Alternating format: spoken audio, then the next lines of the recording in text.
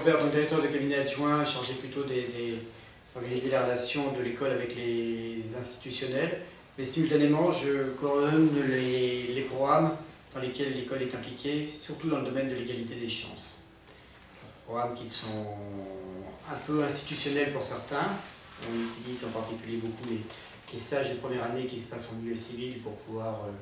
placer nos élèves à des fins de formation humaine à leur profit dans des établissements où il y a effectivement du soutien à faire vis-à-vis de jeunes de milieux défavorisés,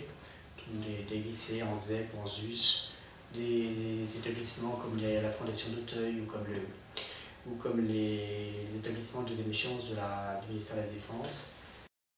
On privilégie dans ces différents stages la mixité sociale, le fait de placer les jeunes dans des milieux qu'ils ne connaissent pas, qu'ils vont découvrir, probablement peut-être voir différemment de l'image qu'ils pouvaient en avoir auparavant, puisque socialement quand même, il faut avouer que les élèves qui arrivent ici sont souvent ont fait des études dans des lycées relativement privilégiés, donc à part certains qui ont connu ce type d'établissement, la plupart c'est une découverte. Et donc c'est un enrichissement mutuel, bien sûr l'apport qu'ils peuvent donner à tous ces jeunes pour pouvoir les aider, à la fois sur le plan scolaire, mais aussi sur le plan de la découverte des codes sociaux, de la manière de présenter, d'être. Donc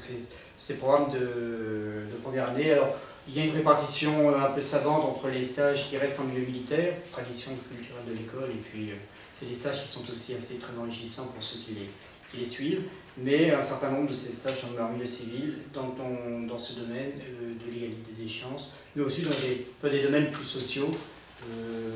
parfois dans les prisons, dans les hôpitaux, etc. Donc, voilà.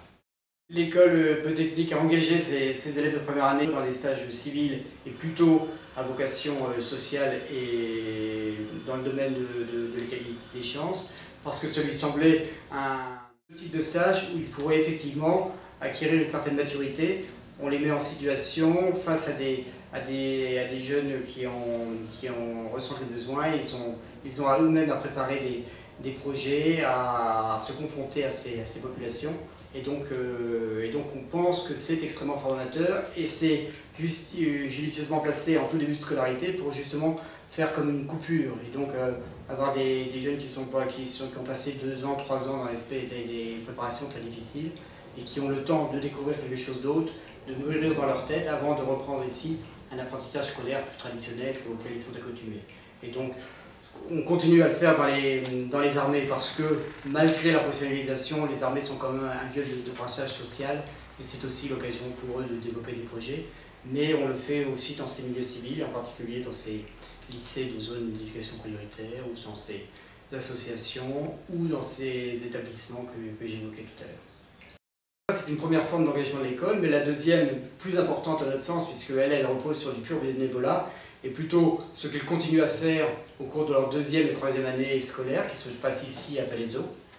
et qui est à ce moment-là coordonné beaucoup par les élèves eux-mêmes, au travers d'un grand nombre d'associations qu'on a pris l'habitude d'appeler PINE ici à Polytechnique. Et parmi ces PINE, donc, il y a une association importante qui est l'association sociale de la Caisse, qui est